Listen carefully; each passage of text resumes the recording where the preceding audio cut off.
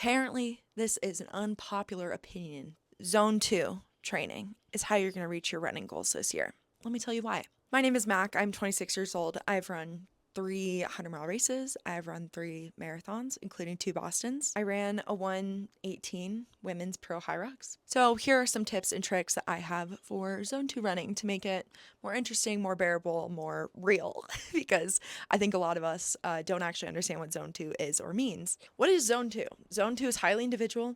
It is based on your own lactate threshold, your own aerobic threshold. People who train in sports like CrossFit have a smaller Zone 2, but a lot of lactate threshold and above ability. If you come from a background where you do a lot of slow training, that is more Zone 2 focused, aerobically focused. My number one tip, heart rate training.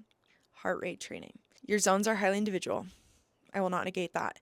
However, I spent years, and more years learning how to run in the 130, 140 BPM range, to the point where it's now really hard for me to get out of that range, and I have to spend a lot more time working on my lactate threshold and my lactate clearing ability. However, that is much easier for you to work on than it is to build your aerobic base. The aerobic base takes forever. It takes years. It takes so much time.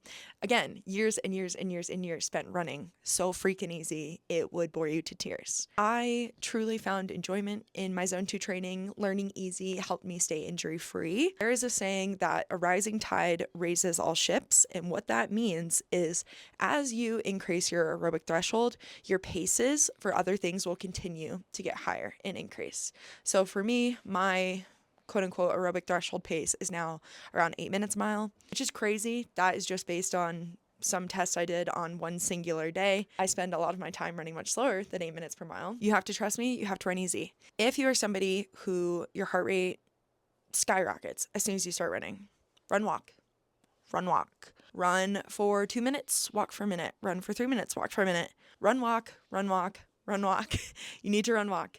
This is how you will train your heart rate. You cannot train to get better in Zone 2 if you keep running paces that put you well above Zone 2.